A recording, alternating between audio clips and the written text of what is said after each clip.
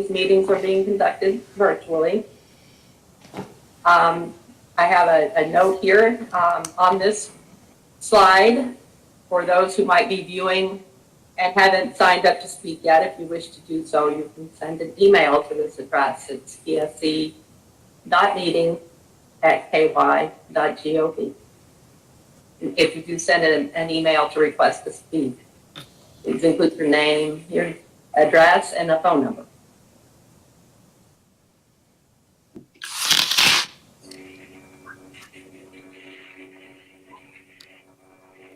The Public Service Commission. Our mission is to foster the provision of safe and reliable service at a reasonable price to the customers of the jurisdictional utilities, providing for the financial stability of those utilities by setting fair and just rates and supporting their operational competence by overseeing regulated activities. So we're an independent regulatory agency. We have a 3-member commission. We regulate about 1,100 utilities. Those are our jurisdictional utilities. The bulk of those are small water systems and sewer systems.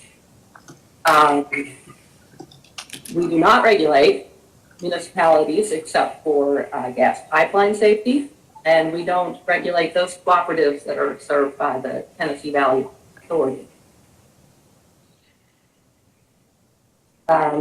We have statutory authority for rate making for those utilities that fall under our jurisdiction. We also have regulations that are derived from those statutes. And we have then legal principles that are derived from the application of the statutes and regulations over time. Per statute, rates must be fair, just, and reasonable. And utilities are allowed through those rates to recover their costs of serving the customers. And for investor-owned utilities, they have an opportunity to earn a rate of return on equity, or earn a return on equity. For the cooperatives, for the non-IOU utilities, they have an opportunity to meet their lender requirements and to maintain financial stability. Per statute, the rate making process has a timetable, and before a utility submits an application for rate adjustments, they have to give notification to the PSC. They have a 30-day notification period. They also are required to provide public notice to their customers. And then once an application is deemed complete, then that starts the clock for the statutory time frame. And rates they cannot take effect for 30 days. And the Public Service Commission, we typically, per statute, we're allowed to suspend the effective date of rates 5 to 6 months, depending on the case. However, within 10 months, the rate case has to be complete. And rehearing requests have to occur within 23 days of the final order. So the rate making process, it includes the opportunity for interveners, and I have a list of the interveners in these two cases in a later slide. By statute, the Kentucky Attorney General's Office, Office of Rate Intervention, represents the ratepayers in general. So the process includes discovery, public meetings such as this, and then a formal hearing. And the formal hearing in the LG&E and KU cases, they begin, the formal hearing begins on April 26th. It's scheduled to run several days. It will be available for viewing via YouTube, and that link will be on our web page the day of the hearing. Then following a hearing, there are post-hearing filings, and then a final order ultimately is issued based on the evidence in a case. And rate making, it's a two-stage process. One is determining the revenue requirement for the utility, and then following that is rate design, allocation of those costs. And for an investor-owned utility, as I mentioned, they have an opportunity to return for a return on equity. And in the case of a co-op, to meet their lender requirements. Utilities say when they submit an application for a rate adjustment, they submit a cost of service study, and that's generally used as a guide. And the rate design process includes the allocation of costs into the customer categories, and then also into categories of fixed costs, such as a monthly customer charge and variable cost, which is based on the customer usage. So just a brief overview, not going into detail on the applications that were filed in these cases. KU is requesting a revenue increase of approximately $170 million a year. LG&E for its electric customers, $131 million a year, and for the gas customers, approximately a $30 million a year increase in their revenue requirement. They also have in their application a request to deploy advanced metering infrastructure, and their proposal is to defer the cost of that until full deployment, which is estimated in the time frame of about March of 2026. And their applications also have adjustments to their, or a proposed adjustment to their net metering tariff. And they have an item to eliminate some cost recovery surcharges for certain projects, and indicating that would not, those charges would be rolled into base rates, that there wouldn't be a change in the total revenue requirement. And they are seeking approval of depreciation based on a study. And then they have an establishment of a 1-year SIR credit in the amount of $11.9 million. And that would apply for the first year that rates are in effect upon approval of a final order. As I mentioned, the interveners in this case, they're generally the same for LG&E and KU, except for locally at the for Lexington Urban Fayette County government for KU and the Louisville Metro government for LG&E. Also, the difference with KU has Mountain Association, Kentuckians for the Commonwealth, and the Kentucky Solar Energy Society. LG&E has Metropolitan Housing Corporation, Kentuckians for the Commonwealth, and Kentucky Solar Energy Society. So you can see just a slight difference with those interveners in the two cases. So next steps, we're going to hear from you. That's what we're here for, is to hear your comments in these cases. And then, as I mentioned, the formal hearing is beginning on April 26th. It will too be virtual, as I mentioned, and at any time during an active case, customers can submit comments, and I've provided the email address, and those comments become part of the public record in a case. And I am going to close, and we're going to start the formal comment process, which will be presided over by our Vice Chairman, Pitching.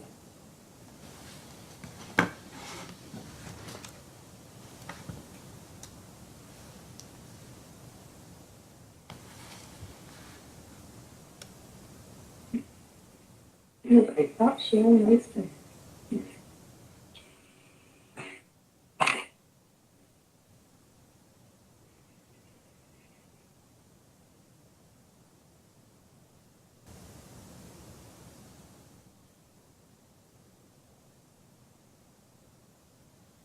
Good afternoon, Karen. Can you hear me? Yes. Great. Good afternoon. My name is Kent Chandler. I'm the Vice Chairman of the Kentucky Public Service Commission. This meeting is being recorded and streamed for the benefit of the public, the record, and in order for the other two commissioners to review and consider. As Ms. Wilson noted, I will be presiding over this comment section, and the chairman and Commissioner Matthews will be presiding over separate comment sessions. We are here today to take public comments in the rate cases of Louisville Gas and Electric, case number 2020-350, and Kentucky Utilities 2020-349. To reiterate the point Ms. Wilson made during the overview, the role and obligation of the PSC is to ensure rates are fair, just, and reasonable. We understand in any rate case proceeding that there are strong feelings and opinions. We ask that as you provide comments today, that you are respectful and also mindful of the time limit for each speaker. We are here to listen. LG&E and KU are not presenting during the public comment meetings and are not presenting during and are interveners in the cases. The utilities and other parties have their opportunity to make their case during the pendency of this matter. This is an opportunity instead for customers of the utilities and the public to state their positions, concerns, and provide the Commission comments for its consideration in these matters. Again, the Commission is here to listen. During today's comment sessions, I will not be answering questions. The Commission is the fact finder and decision maker in this case, and as such, the Commissioners are unable to comment or speak to the process or substance of pending applications.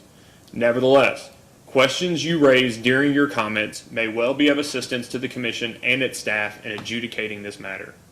If you have questions for the utilities or the parties to this case, you may ask them during this public meeting with the anticipation that those entities can later convey an appropriate answer outside of this public meeting. Contact information for the companies can be received by calling the Kentucky Public Service Commission and speaking to our staff. The number to contact the Kentucky Public Service Commission staff is 502-564-3940. Again, that's 502-564-3940. Given the number of participants that have initially indicated their interest in providing comments today, we will be limiting the length of comments to 8 minutes. We will let you know when you have 1 minute remaining. As always, written comments may be made to the Commission at any time during the consideration of a case and must include your name, address, and state the case number. Again, the case number for LG&E is 2020-00350, and for Kentucky Utilities is 2020-00349. Again, the number that was previously provided for the Kentucky Public Service Commission staff. You can also contact them if you need more information on the pending cases. When you speak, I'd ask that you provide your name and address prior to your comments and questions. I ask that you be respectful of other speakers and ensure that you stay on mute until your name is called. I will call names in the order in which folks signed up, and then once we have gone through the names of all the people that have signed up, we will end the comment session. I just want to remind folks that may be watching this streaming that have not signed up and would like to sign up either tonight or today, excuse me, it's still only 1 o'clock, today or on a different day in which the Commission is holding public comments. You may do so by sending an email to the following address: psc.meeting@ky.gov, and in your message, please include your name, your address, and your phone number. Again, written comments are accepted by email to either the Public Information Officer at psc.info@ky.gov, or can be mailed to the Commission. The first speaker we have signed up for tonight is Miss Jackie Cobb, or Mr. or Miss Jackie Cobb. Jackie, are you on the line? Yes, I am. Can you hear me? I can. Please go ahead. Make sure you state your name and address, and then I'll start the clock for 8 minutes. Thank you. My name is Jackie Cobb, and my address is 1320 Cherokee Road in Louisville, Kentucky, 40204.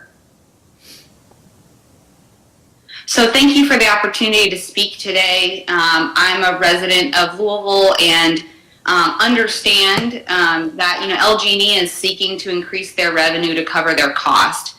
And that's not what I personally take issue with. I take issue with the fact that they have presented a rate design that is not fair, just, and reasonable. And that is what the PSC is tasked with doing, is making sure that the rate design is fair, just, and reasonable, and it is not.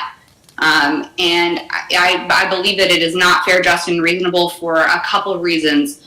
One is that the way that LG&E has structured this rate puts the cost into fixed costs, not into variable costs. And so they're raising the fixed cost across their customer bases, which puts an undue burden on lower income folks who use less energy. So, because of the way that the rates are, really there's now a higher floor on what your bill can be. So that of course puts a higher burden on people that are lower income, because you cannot reduce your bill. It's out of your control. So I think it's regressive in nature, that the costs are just higher fixed costs.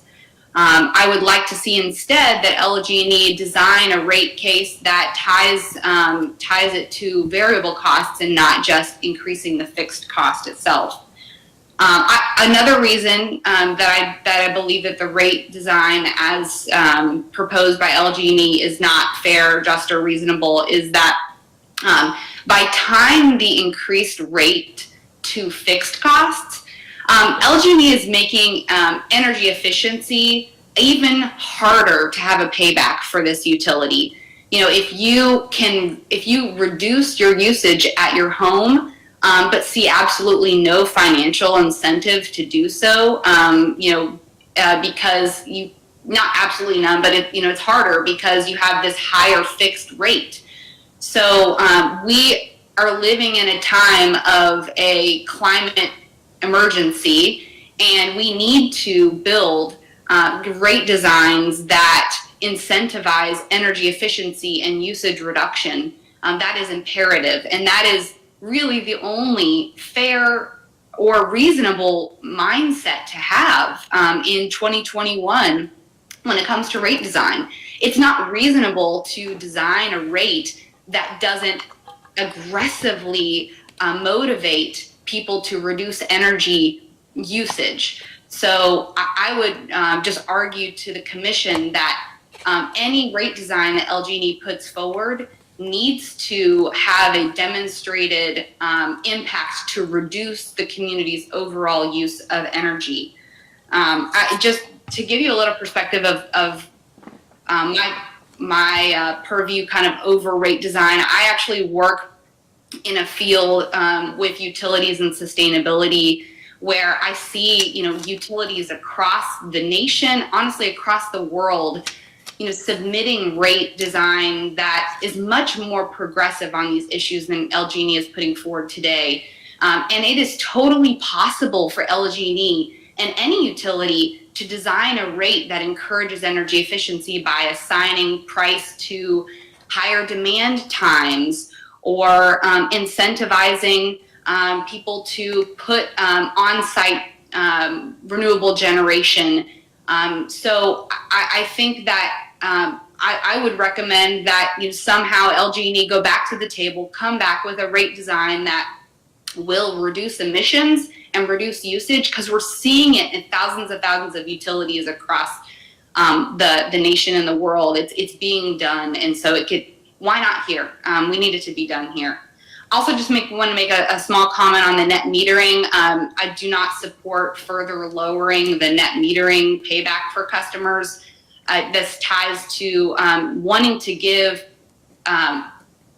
customers control over their pocketbook and what they're spending on utilities, and reducing the net metering further only reduces our ability as customers to control our expenditure on utilities, and further disables me from making investments in energy efficiency and renewables, because the payback just gets worse. So in closing, I appreciate the time and just wanted to make the point that this is not a fair, just, or reasonable rate design because it causes further damage to the climate through deteriorating payback for efficiency, and it puts an undue burden on the lower income folks of our community by increasing the fixed cost that you have no control over. Thank you. Thank you very much. Our next speaker, Ms. Hinko.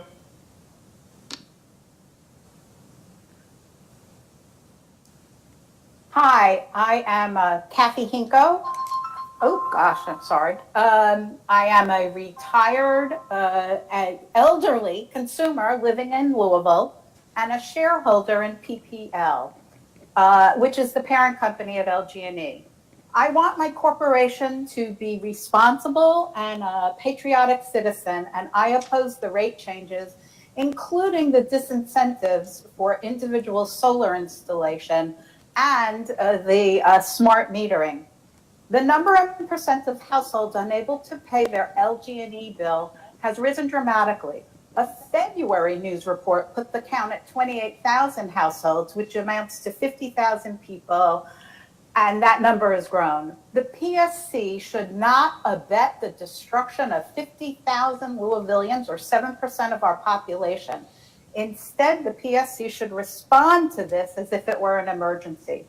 This crisis has exposed the change in rate setting over the last 20 years, now disproportionately dumping the cost on low-income Black neighborhoods in Louisville. And you, the PSC, approved this stealth robbery of food and medicine from Black families to subsidize wealthy white neighborhoods. In my written comments, I provide data to support this assertion. So what do I ask? In this case, use, which is case 2020-00350, use a standard that any approved request should address only dire and immediate needs. If the PSC feels it does not have the power, you should get the governor involved. Best would be no increase at all. You also should use a civil rights lens for review of all proposed actions and cases. If the PSC does not believe that they are subject to the United States Constitution and civil rights laws, please state that in writing. Otherwise, follow these laws. Stop the transfer of the percentage of the cost of utilities into the mandatory and inflexible basic service charge. From 1998 to the present proposal, the proportion of the bill for electric usage and basic meter charge has increased the percentage of the bill in the basic meter charge from 12.8% of the bill to 32.78% of the bill. I did this using my own usage. The data maps and charts I provided in my written comments show that lowest income neighborhoods are overwhelmingly Black neighborhoods, use the least amount of electricity, and have the highest density, making them cost effective in delivery. Increasing the mandatory basic service charge means these neighborhoods are paying to subsidize areas with fewest meters, most distance between homes, highest income, highest usage, and are overwhelmingly white. We also, the smart meters. If nothing else, our last year has taught us that those are toys of wealthy people. We know from our Jefferson County Public Schools how many people do not have the infrastructure or access to really use smart meters. So I oppose that at this time. And I also wonder if this change in the structure into basic service charge is another 20-year stealth plan, because we have enough electricity now. And if we discourage conserving electricity, is this just another stealth strategy to have to expand production? And that all is what happens when we just unpack the transfer of annual costs to the basic meter charge. We need to review our rate structure. I think you should establish a review of rate setting to recommend a system that removes the structural racism, sexism, and anti-minority and anti-elderly or disabled biases within the residential class. Also review privileges to in the industrial class using a lens of hiring results. Why give privileges to industries not employing people in groups covered by fair employment laws? Again, you are covered by civil rights. Scrutinize any proposed capital expenses for a triage of real importance rather than just allowing LG&E solely to decide local priorities paid for by ratepayers. Ensure that the costs do not disproportionately fall on areas of low income and Black segregation. You should require LG&E to keep data using the geographies of the U.S. Census Bureau per Article 1, Section 2 of the United States Constitution. They want smart meters, but they go, I don't know how to use a census tract. Come on, that's how all government is operating, by census tracts. Require that the state or local governments get first chance to lend the money to LG&E instead of PPL. We guarantee payment as ratepayers. Let our citizens get the benefit of the interest. Encourage through rate setting and other policies local resilience and homeland security, which comes from having redundant energy production, specifically the individual installation of solar power for homes. Be a patriot. I say this to Commissioners Schmidt, Chandler, and Matthews. Thank you very much, Ms. Hinko. Our next speaker that signed up is Margaret Pearce.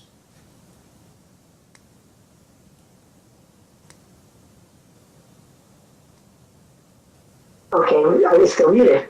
Thank you very much. My name, as you said, is Margaret Pearce. I live at 2514 Kings Highway. I thank you for the opportunity to speak today. And I'm speaking, of course, in opposition to the two rate changes. But I'm speaking as a person of faith. And our faith calls us to take care of one another and to take care of the planet. And these rate changes work in the opposite direction. Now, I'm going to be kind of simple-minded. I'm not going to go into a lot of detail, but I do want to mention some numbers. And these are examples. I recognize they're nobody's bill. But if you live in a big house, probably in eastern Louisville, with 2,000 or 3,000 square feet, and you had an electric bill of $100, with $10 of which went towards basic rate changes, and you had an increase of $10, your whole bill would go up to $110, and your rate, your percentage that was going to basic charges would only go up 18%. But if you live in a smaller house, probably in western Louisville, most likely, of say 800 square feet, you have a bill of $50. $10 of that, of course, is for basic rate change, basic service charge. If it went up to $60, your rate increase would not be 18%, but 33%. Now, we all know that most of the big houses are over on eastern Louisville, and most of the small houses are over on western Louisville. And we also know that more Black and brown people live in western Louisville than live in eastern Louisville, and more white people live in eastern Louisville. So these rate changes are very disproportionate in terms of who they impact. And so I would like to require, the whole, that you act in a just way, in a way that our faith would approve of. So that's one aspect of it. Now, the other aspect of it, of taking care of the planet, is net metering. And we all know that climate change is real, that hurricanes are worse than they used to be, that there are more floods, there are more fires, there are more devastation. And we know that there's not a whole lot we can do about that, but there are some things that we as individuals can do. We can put solar panels on our roof. And right now that has two motivations. One is the virtue effect. We're doing something virtuous when we do that. And the other is the financial effect. And the financial effect has two components. And one is the amount of electricity that you're not paying for. And the other is the amount of electricity you're getting reimbursed for. Now, when you reduce that reimbursement, you take away a big incentive for putting solar panels on the roof, and you, in fact, help climate change. And, that's absolutely not the way we want it to go. In both of these areas, we should be doing the right thing and not the easy thing. And the PSC can stop LG&E from putting in these vicious changes that hurt the wrong people and help not the right people at all. Thank you. Thank you. Our next speaker is Paul Whitworth. Paul, if you don't mind to introduce yourself, provide your name, address, and then you'll have 8 minutes to provide your comments.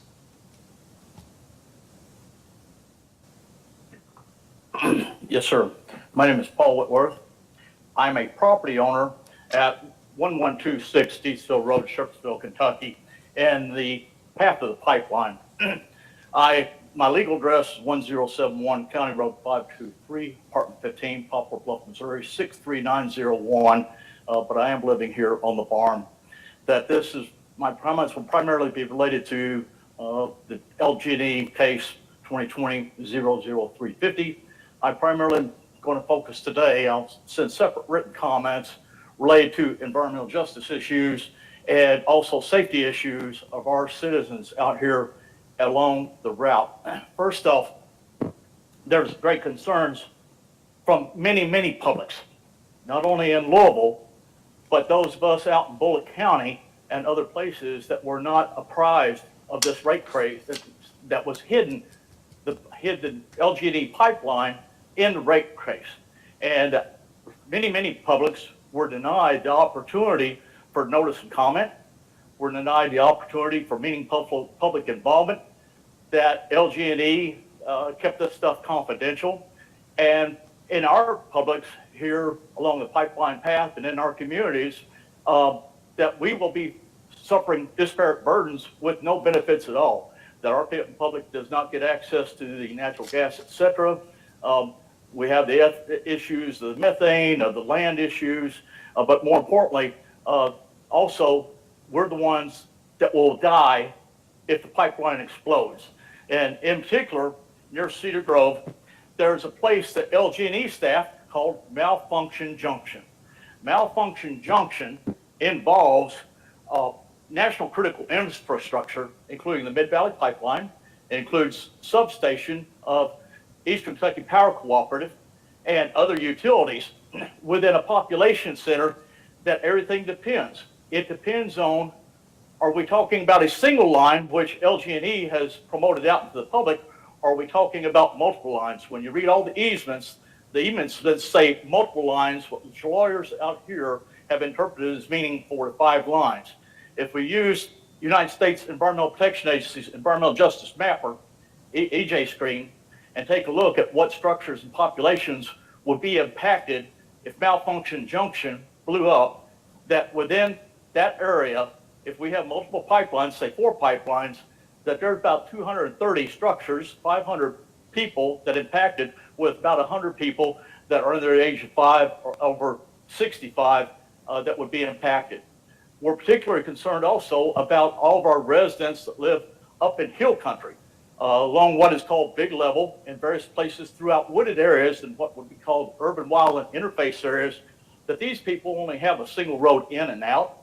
They have no means of escape, no fire protection, et cetera. And if something happens like that, it's going to be devastating to this area.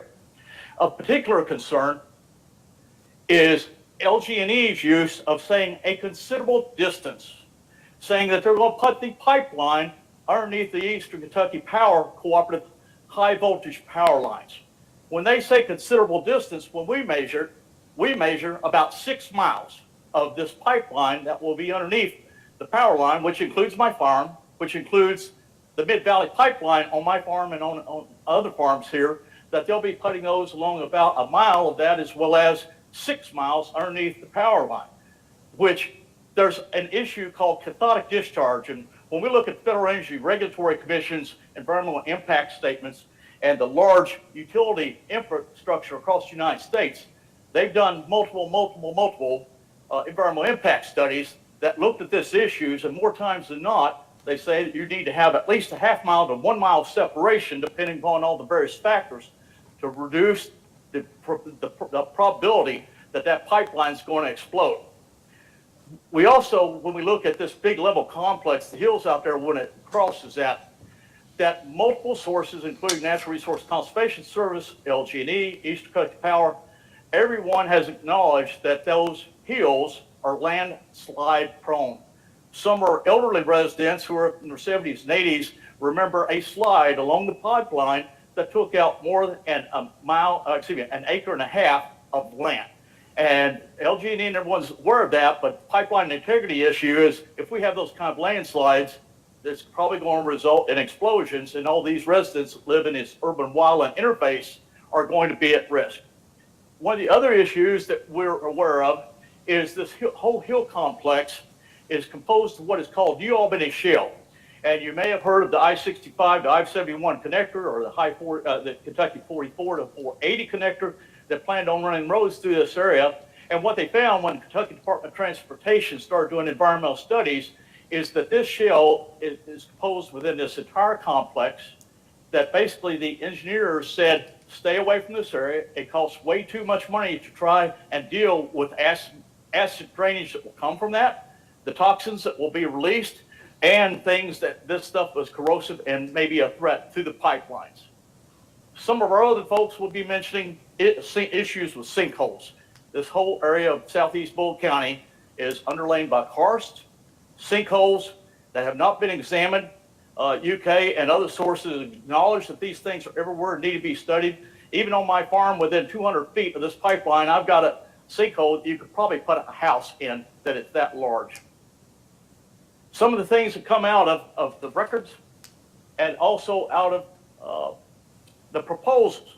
If we look at what's happening with this pipeline, and they're talking about creating more than one-way feeds, they're talking about tying in to what is called the Calvary Natural Gas Pipeline.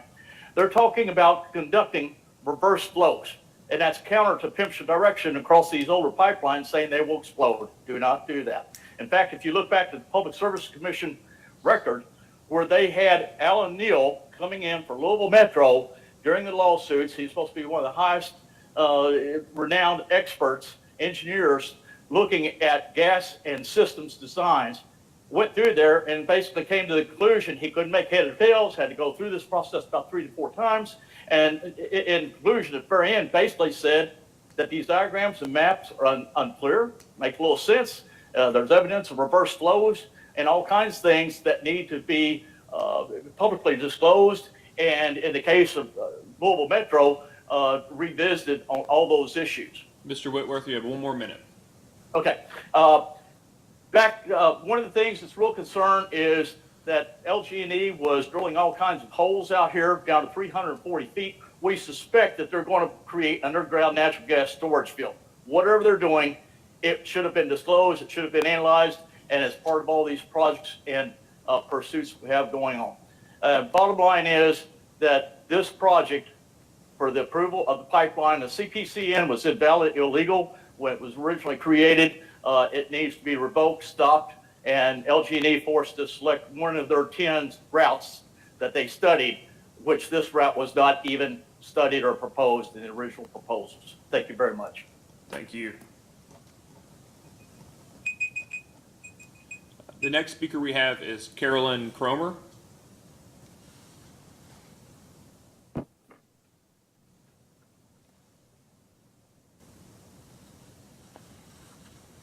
Do we have Carolyn Cromer?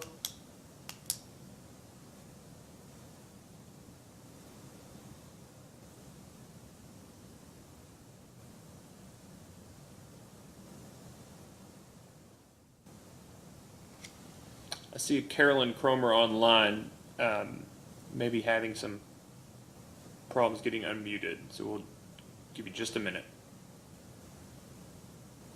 Hi, I apologize for that delay. No, you're fine. Please state your name and address, and then you'll have 8 minutes. Thank you. My name is Carolyn Cromer. My address is 1865 Princeton Drive in Louisville, Kentucky. And today I'd like to speak to case number 2020-00350, and primarily about the solar net metering, although I agree with the previous comments that we've heard about the rate changes and the usage fees that are grossly unfair.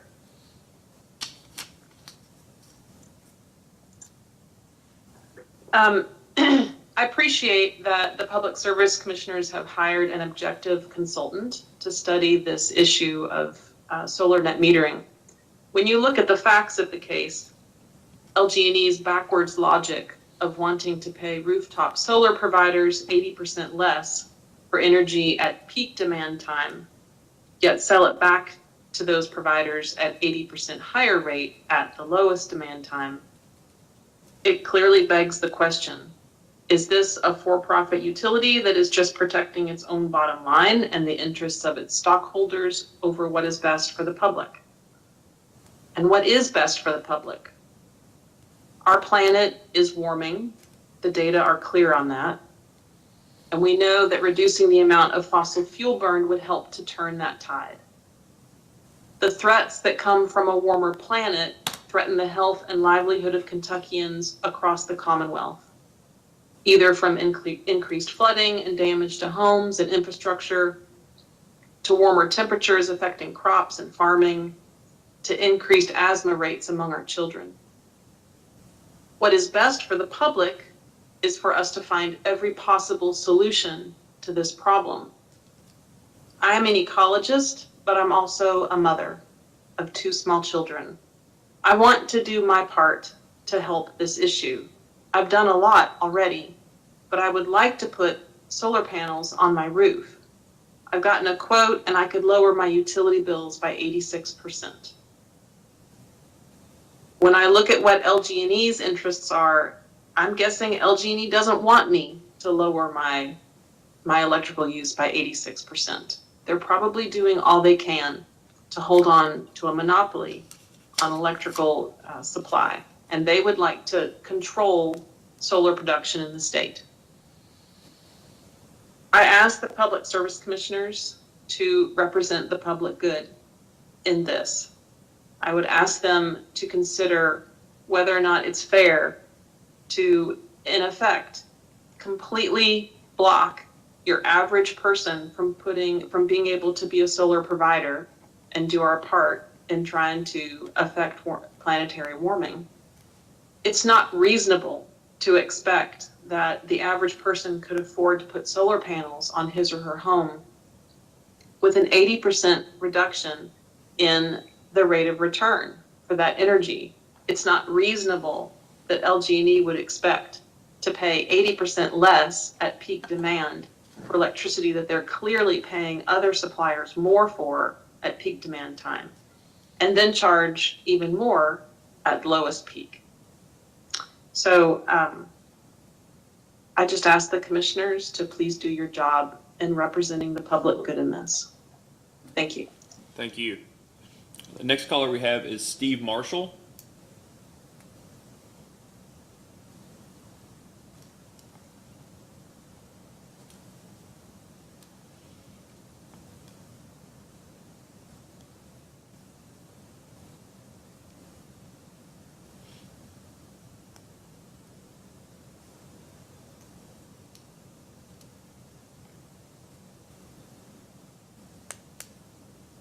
Try again. Steve Marshall, are you on? I can see your name. Give you a second to try to get unmuted and get your video turned on.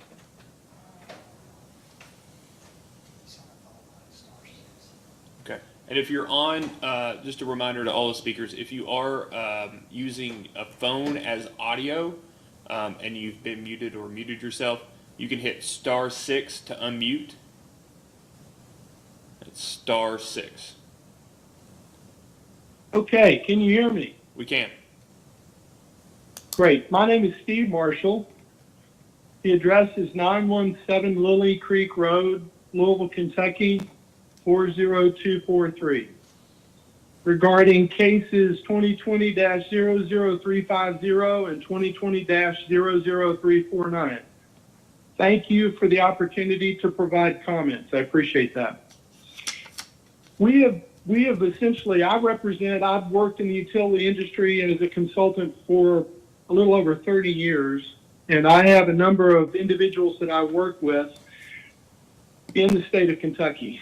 We have performed extensive research over the last few years into LG&E KU billing and metering practices, which may warrant consideration by the PSC.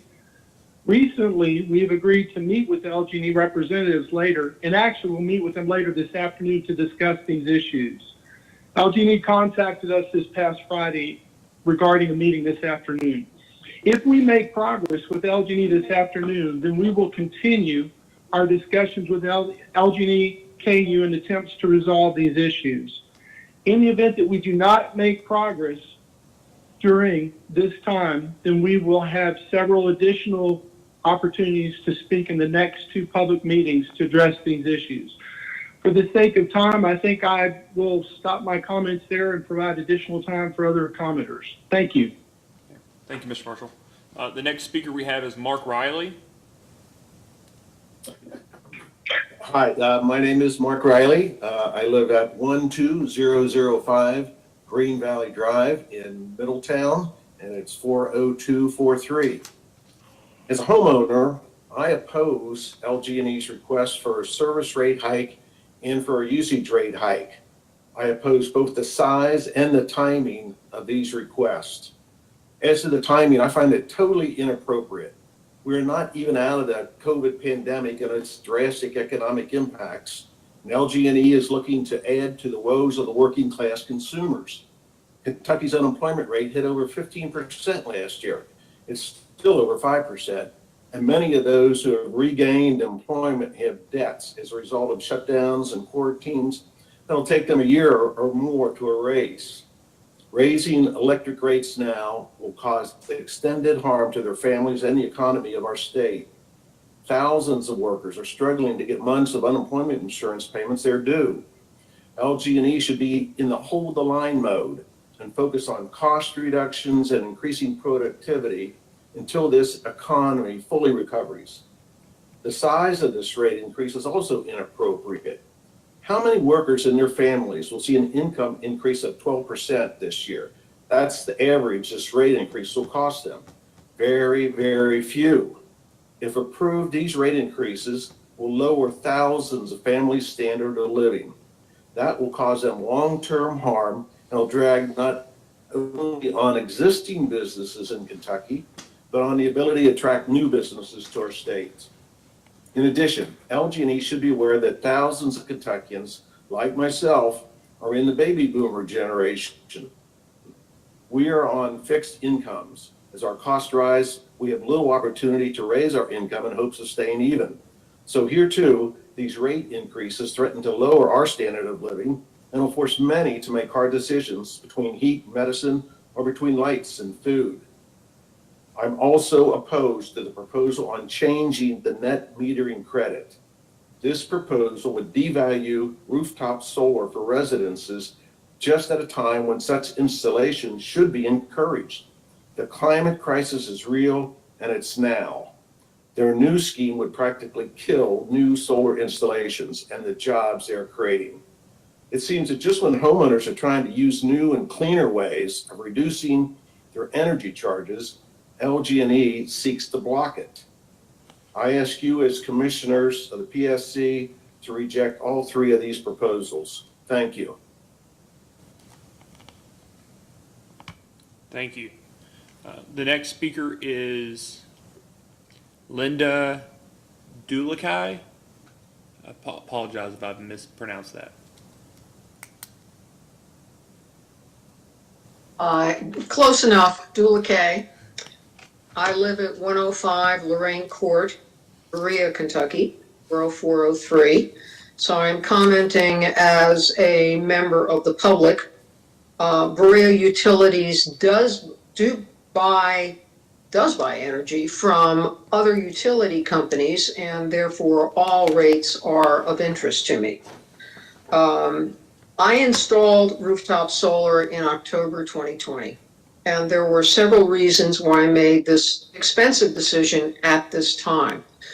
I'm 73, and one question was that as I look at my needs, and should I ever decide to retire, which I am not at this point, what do I do about fixed costs? Energy costs are a significant portion of any non-optional budget. We have to have energy. We don't have a choice. Energy, it's unlikely that a power company is going to reduce whatever charges they have, as is shown by this hearing. So I had to question, how do I reduce long-term impact when income is no longer flexible? Net metering and base hookup costs were important considerations. One-to-one net metering for small residential customers is a very important consideration in this decision. Basic hookup fees are the other. Net metering makes it possible to recoup investment within a normal mortgage cycle. And I will say here that I could have the utility companies want a return on investment. I could have leased solar panels from Berea Utilities, $750 a panel for 20 years. I would get $2 a panel off my bill, and at the end of the time, I would get $690 back. That is not a return on investment. So I decided to put solar on my roof. We may only get credit for future use. I will be grandfathered because I made the decision to do it now. The companies lose nothing. They do not pay us a penny. They get the benefit of our production at peak times, and I'll speak a little bit about this later. We are still paying hookup fees, but to continually increase those, as other speakers have said, is a regressive policy that adversely affects lower income and fixed income customers. Perhaps a sliding scale for hookup fees based on the square foot imprint of home and a credit for the longevity of a contract like insurance companies do might be the answer to the regressive nature of this fee. But the bottom line right now is that that fee is regressive in nature and has an environmental justice impact across the board in the state. I read an article last year that TVA has a program for paying for increasing conservation and installing energy efficient heat pumps. Maybe in the future they'll add home generation. Yet here you're talking about disincentivizing the value to the grid, which is peak generation, the power company, less investment in infrastructure, and I thank a previous speaker for talking about the fact that that infrastructure forces people to support fracked gas, which we're not going to have any groundwater left with that one. The environment with solar or wind or alternative energy is less pollution and therefore less medical costs to our citizens. The customer increasing our costs while decreasing those of the companies and the local solar companies and their employees, which are becoming a burgeoning industry in this state, which will certainly, at the very least, hire and train less people. There are no winners in this strategy. We are all losers. It makes absolutely no sense for this at all. Any price strategy must take into consideration both the benefits and the costs to all parties in a manner to be equitable. Utilities are servants of the people, or they should be. I am really not interested in any utility making a profit at the expense of the citizenry, and to have that done in a manner that is so environmentally unsound and so environmental justice wrong is untenable to me. Thank you. I appreciate your time. Thank you very much, Ms. Dulacay. Thank you. Oh, hopefully I got it right the second time. Next is Andrew Maldikovic. Andrew, are you still here?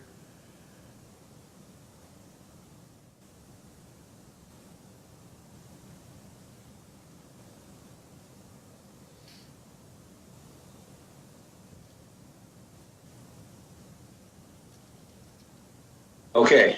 Can you hear me? I can. Okay. My name is Andrew Melnikovich. I reside at 12,004 Running Creek Road, Louisville, Kentucky, 40243. I'm an electric-only net metered customer of LG&E with a 9.5 kilowatt solar energy system that went into service a month ago. For the most part, LG&E is a very well-run utility. It provides safe and reliable service to its customers and makes generally prudent investment in infrastructure. But I have a number of concerns regarding LG&E's application. I earlier submitted more extensive written comments to the Commission concerning rate design and other issues. Today, I will focus solely on LG&E's proposed revision to its net metering rate. I urge the Commission not to allow any reduction in the current net metering rate, whether denominated in dollars or kilowatt hours. LG&E is proposing to treat rooftop solar systems for purposes of cost structure and compensation in the same way it treats power generation that feeds into the base of its system. That treatment is absurd on its face and in defiance of the laws of physics. And I say that's obvious to someone like me, even who took 3 times to get through college physics. So it's a pretty simple concept. The power produced by a baseload generating facility uses in effect the entirety of LG&E's transmission and distribution system. There are undeniable costs associated with those facilities, and the final retail power rate reflects those costs. The electrons that my solar power system produces in excess of my consumption will travel no farther than the next nearest load, likely my nearest neighbor. That is simple physics. Those electrons will use at most a transformer and a few hundred feet of service line. The cost of those facilities to LG&E is inconsequential in the context of the utility's entire system. Yet LG&E is proposing to compensate future net metering customers at its wholesale power rate, while charging their neighbors the full retail rate for electricity that costs the utility nothing to produce and essentially nothing to deliver. It is specious to argue that net metering customers are being subsidized by other customers, since there is essentially no incremental cost there to subsidize, and net metered customers pay the same monthly fixed charge as all others.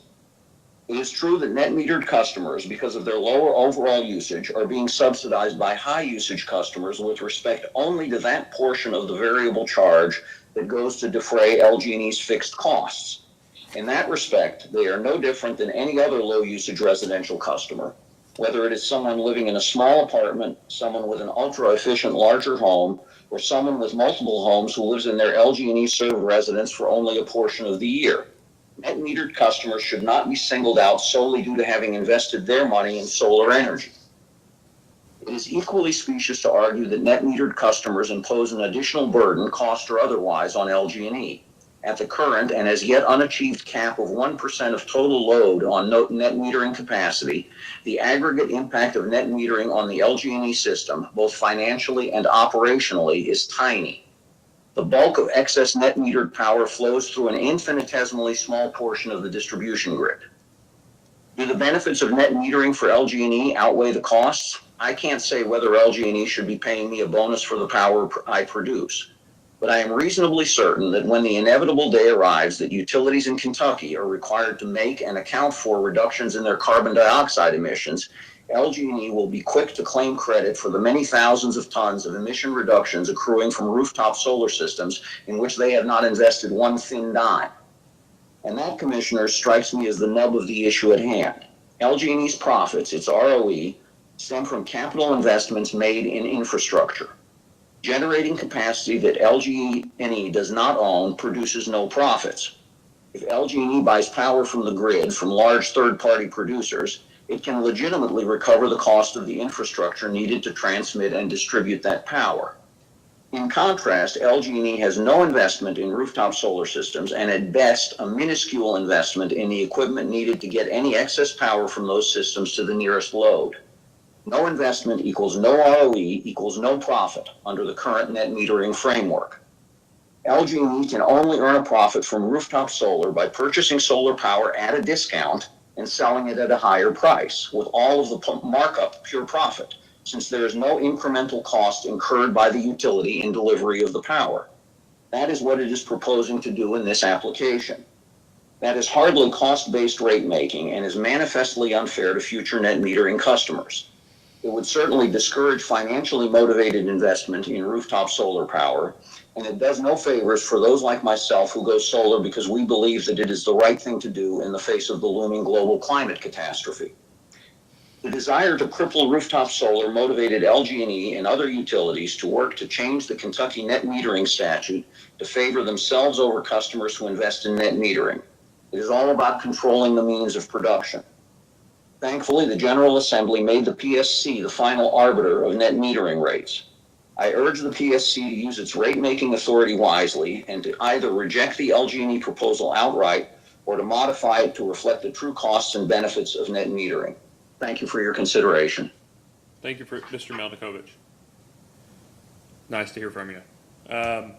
Next speaker is Charles Mcclure.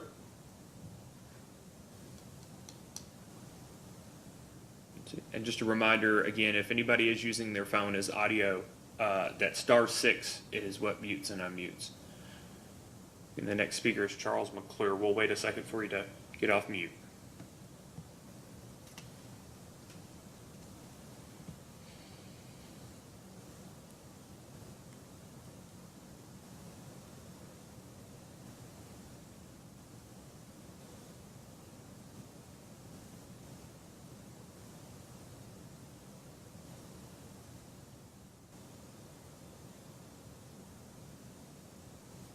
Charles Mcclure is here. All right, Mr. Mcclure, please state your name, your address, and then please provide your comments within the allotted 8 minutes. All right. Charles Mcclure, 1442 Cherokee Road, Louisville, Kentucky, 40204. Thank the commissioners for their time. Many of the previous speakers have been much more eloquent than I am, but my bottom line is the net metering rate, if anything, should not be reduced. It ought to be increased for several reasons. Number one is when we're generating excess and it goes back into the system, if LG&E has any excess capacity at peak times, it can sell it outside of its PSC area for whatever the market will bear. In some cases, 3 to 5 times as much.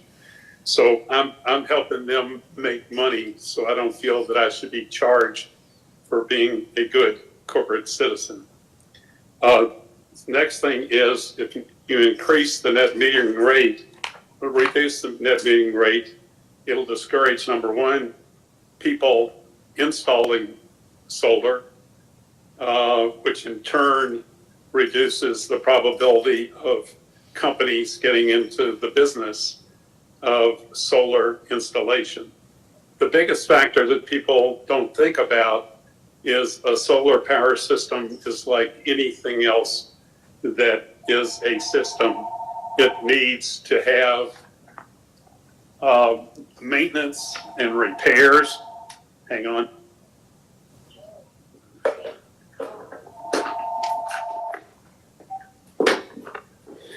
It needs to have maintenance and repair. And if there's nobody around to do that, I've made a big investment that is worthless. If you guys are going to lower the net metering rate, then I think LG&E ought to be in the maintenance repair system for my solar system. Secondly, I think on net metering, people are trying to do the right thing for their communities, for their country, and for the world. I have an environmental background. I'm an ecologist by training, and to deny that we have climate change is more than a head in the sand. But I think the number one thing is we all need to look at new ways of doing things. And as other people have said, you make an investment to try to reduce fixed costs in your later years, and then the utilities come along and figure out ways how to slowly nickel and dime and destroy what your plan was. The one other thing I was going to say is that we look at KU and LG&E wanting you, as the lady from Berea said, to buy into their solar farms, and you get a credit each month for using their solar panels. And to me, when you cost that out like she did, it's the biggest red herring, the biggest PR ploy that is totally a negative investment for the homeowner or the business. So honesty often is the best policy. Trying to hide stuff, especially a utility, ultimately is not a good idea because the truth will eventually come out. So I just think the number one thing is they ought to be encouraging people for alternative power sources. And any way we can help them at peak times where they can not have to build more systems or they can sell their power at a huge profit outside, that's a big deal. So thank you very much. Thank you. The next speaker is Joetta Vineman.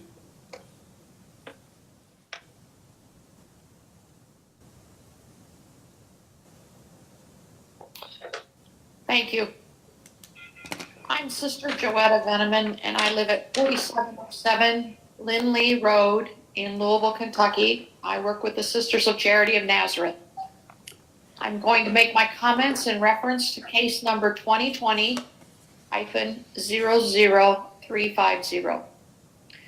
First of all, I want to thank you, members of the Public Commission, for this hearing today. On behalf of the Sisters of Charity of Nazareth, a Catholic women religious congregation whose membership has devoted their entire lives to people who are poor and in greatest need, we urge you to reject the proposed rate increases as outlined in the proposal. As a group of women serving these individuals in poverty and with low incomes, we find this proposal rather unfair and untimely. First, it is our understanding that Louisville Gas and Electric wants to raise average residential electricity bills by $11.74 a month, an increase of 11.8%. LG&E also proposes to increase residential gas bills by $6.17 a month. That's an increase of 9.4%. This increase is going to harm those low-income customers and those living in poverty whom we minister with, and anyone else who seeks to lower their energy bills by using less energy. A proposed raise in the basic monthly charge, regardless of energy use, raises the ratio on the amount of earned income that low-income individuals have to pay on their energy bills. There's no incentive for these individuals to seek or conserve less energy.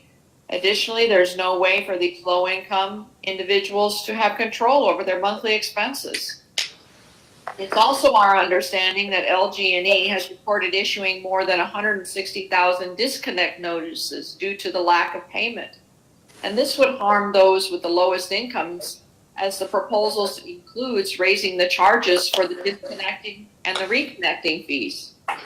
So now's not the time for this rate increase that will even make what economic hardship exists now worse for these individuals. Lastly, the increase in this proposal will also rate increases in the past 4 years. This is also unfair and reasonable, especially for those living in low income or in poverty areas. At a time when many Kentuckians are also struggling from the pandemic, whether that's from from unemployment or just recently getting back on the job, as other speakers have said, with regards to catching up on their bills and utilities. It seems as if that LG&E is being a bit heartless and in their desire to deepen the pain of these low-income individuals. Any rate increase, if there has to be one, should be reflected in the energy charge that customers have to pay so that individuals have a bit of control over their utility bills, as well as the amount of electricity or gas that they will consume. Good rate design should not unfairly impact low-income customers and should encourage rather than discourage energy efficiency and energy conservation. The state average energy burden is about 3%, but for low-income families, it's much higher. For example, in Jefferson and Fayette counties, the average energy burden for people living at 80% or below of the median state income is 8% and 7%, but it's substantially higher for people with the lowest incomes. It is with this compassionate concern that the sisters, on behalf of me, raise their voice for those living with financial hardship and living in poverty with low incomes. During this time of COVID especially, we ask that you respectfully consider these individuals. We ask you to oppose this proposal because it would disproportionately harm those living on low incomes, and it is untimely for those who find themselves in stressful financial circumstances due to this pandemic. I thank you for your service, Public Service Commission members, for taking the time to listen to each one of us who is the public, and I ask that you consider the public's concerns as you continue this decision-making process. Thank you so much. Thank you. The next speaker is Jason Kaufman.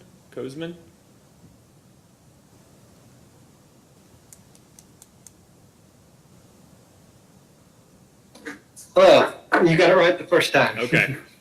My name is Jason Kaufman. I live at 430 West Oak Street in Louisville, Kentucky, 40203. And I am coming at this specific rate case with concern on net metering. I am a proud owner of a 9 kilowatt system that my wife and I installed to deal with the reality of the climate that we have inherited. My background actually is interesting. I started off in the coal industry. I produced equipment that went to Eastern Kentucky and helped produce some of these problems that we're now dealing with. While the jobs out there were fantastic and I was proud to be part of a great community, the reality of sometimes staying at the hotel and watching the local news hit me like bricks. They were talking about their water quality issues, things that they had to deal with because of coal ash, and it started to weigh pretty heavy on my heart. So with that understanding of the true cost of energy, my wife and I decided we were going to live a carbon-free lifestyle. We started off with an EV so that we could drive to and from work using no fuel.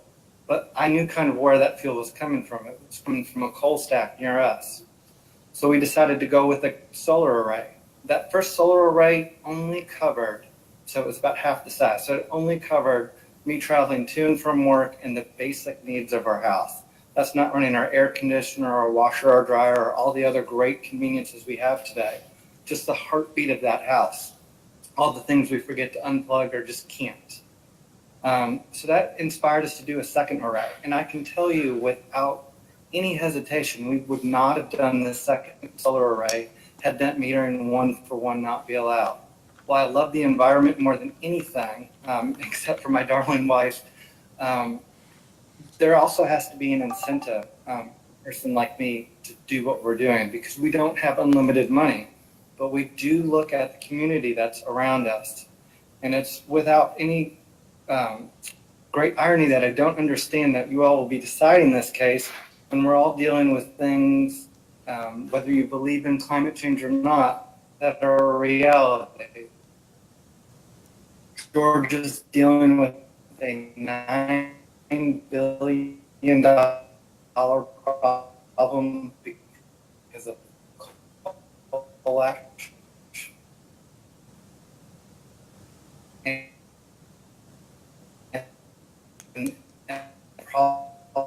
problems that they're dealing with legacy decisions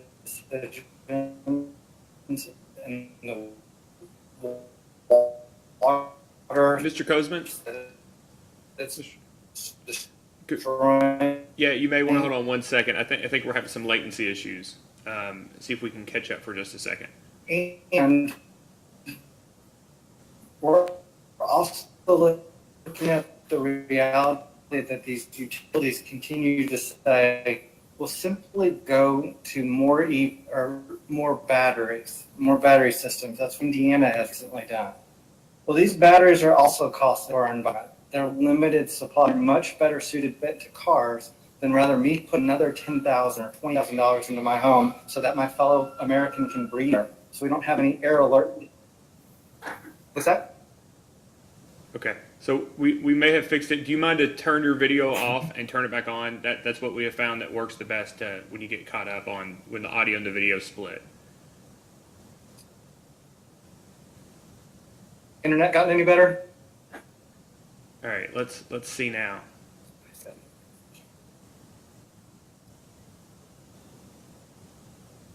I'm just going to leave my video off. Okay, this is perfect. If you want to continue, I'll give you some extra So to really time. just go to the summary, net metering has allowed. Okay, I'll just get to my summary. Net metering has allowed me to live our dream of going to an environment in which we do not produce any carbon footprint. Without net metering, we would not have been able to invest in that second array because there would be no financial payback. We're on our 4th year of our solar array system, and we've only recovered 10% of the investment. But to reiterate, we invested so that we don't have air quality alert days that we are responsible for, so that our children can go out and play, so that our people with all sorts of asthma issues and stuff are not told, hey, stay indoors because we all need to subsidize coal. So I ask that the commission consider all the true costs that go into energy, not just that 10 cents that we see per kilowatt hour, but what are we doing to our future generations, whether it be climate change, our air quality, or our water quality. Thank you. Thank you very much. I apologize about the technological issues there. Before we move on to a couple of other speakers, I just want to remind folks that are watching live that there will be an opportunity tonight, if they would like, to still provide comments. We will end this session once there is no one left to speak. So if you would like to provide a comment tonight, you can sign up to do so now by sending an email to psc.meeting@ky.gov. Again, that email address is psc.meeting@ky.gov. Just send an email to that address that includes your name, your address, and phone number, and we will get those immediately and add you to the list tonight. You can also, if you're viewing now, provide public comments during our other 2 public comment sessions. That will be tomorrow. That will be tomorrow evening at 5 o'clock. And then again, we will have another session that begins at 5 p.m. Eastern on Tuesday, April the 20th. So again, if you'd like to sign up to speak, it's psc.meeting@ky.gov, and please include your name, your address, and your phone number. The next speaker we have is Ronald Mobby.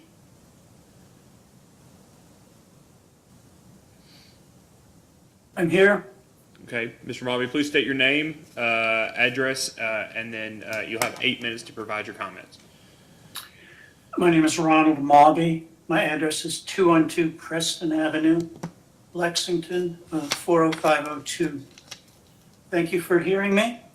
I know the PSC has a hard job, made harder because it is not always clear what factors are relevant in its decisions. What the utilities want from the PSC is return on equity. The more, the better. Increased load generates revenue. New construction yields profit. These are always good for the utility. Customers want reliable service and affordable rates, but they also want the PSC to align the utilities' incentives with the good of customers and the public. Increased load is not always a good for the customers. We wouldn't want the water company to use leaky pipes so they could sell more water. Nor is new construction good when capacity in non-renewable energy is already overbuilt. Consider an analogy with healthcare. Health insurance companies spend money to help their customers stay healthy. Free gym memberships, cash incentives for annual in-home physicals, and the like. Why? Because it saves on claims later. This is good corporate strategy, and it aligns with their customers' best interests. Suppose a hospital promoted unhealthy practices among its patients to increase load, that is, so it can sell more medical services. This might be shrewd corporate strategy, but it's not in the patient's best interests. nor is it good for the public at large. Only a hospital that is a regulated monopoly could get away with it.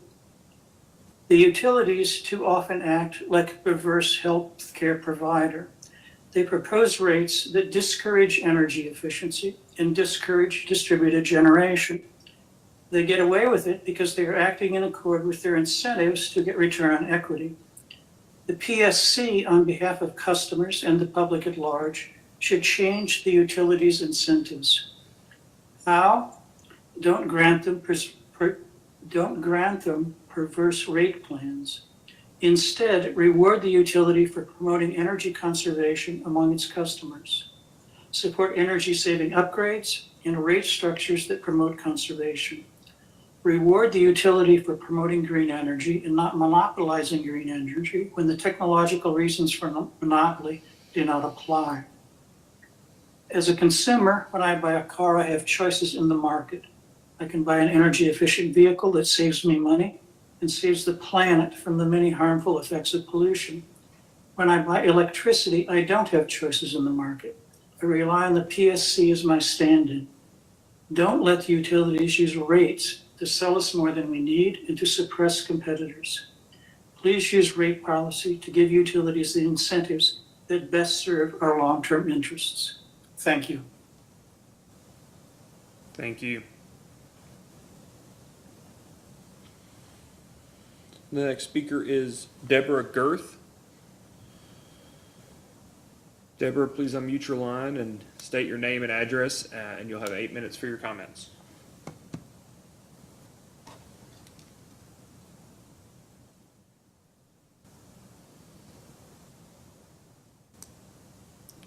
Oh, Deborah, I think you're, we can't hear you, but it shows that your microphone is unmuted.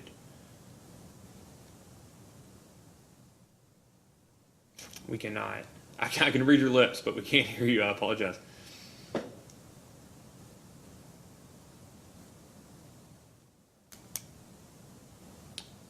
We still can't hear you.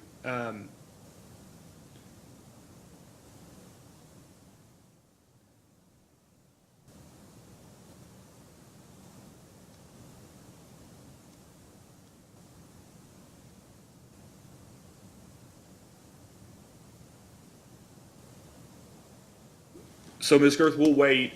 You're our final speaker that has signed up tonight. If you have, in the information that was sent to you, a phone number only, you may be able to call in on that. If you did not receive that, we'll try to send you one now.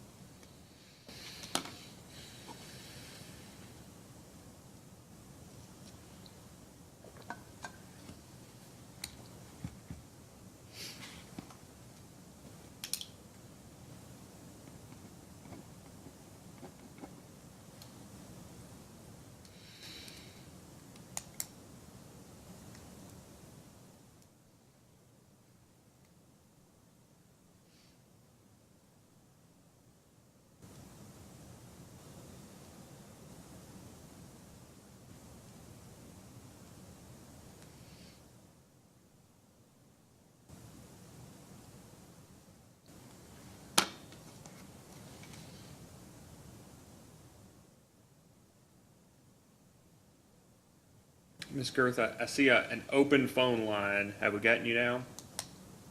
Yes. Is it coming through okay? It's great. It's great. Thank you very much for your patience. My name is Deborah Girth, and I live at 461 Silver Maple Way in Lexington, and I'm a ratepayer for KU. I won't repeat the points that others have made, although they share my concerns. But instead, I'd like to use this time to remind us of the structural obstacles that we ratepayers face in the rate case process. First, KU is a legal monopoly. We have no choice to buy this essential service anywhere else. Second, KU shareholders are guaranteed profits through the legal structure of the public utility monopoly. Regardless of what happens to the rest of us, they are guaranteed their returns. Third, KU as a corporation also has great power to affect the laws because it can afford to buy access to the legislature through paid lobbyists. These lobbyists have access and power that we ratepayers do not. Because of these structural realities, the only protection ratepayers have is you, the PSC commissioners. No other entity in this structure has any true incentive to understand the needs of us ratepayers but you. Please exercise that power on our behalf. If the PSC does not ensure fairness to ratepayers, we are truly victims of a powerful monopoly. Please recognize your role in this structure and act on our behalf. I thank you for your time and your patience with my technical issues, and I yield the balance of my time. Well, thank you very much. And technological limitations being as they may, I'm glad you had an opportunity and we got it fixed. Certainly, we would prefer there be no pandemic and that we could have done these in person. I want to thank everybody for attending tonight and providing their public comments. I look forward to the next sessions. Just a reminder, those sessions are tomorrow evening at 5 p.m. And then on April the 20th at 5 p.m. as well. And finally, the address, if someone is viewing now or would like to convey this, to provide public comments in the next two sessions, please send an email to psc.meeting@ky.gov, and in the message include your name, address, and phone number. Finally, written comments are accepted through the pendency of the case. You can email those to psc.info@ky.gov. And finally, I just want to remind that there is, again, a phone number if anybody requests information, either to contact the companies for questions or to speak to commission staff about where they can get more information about these cases. And that phone number is 502-564-3940, or can be found on our website at psc.ky.gov. This ends the first public comment session, and I thank you very much.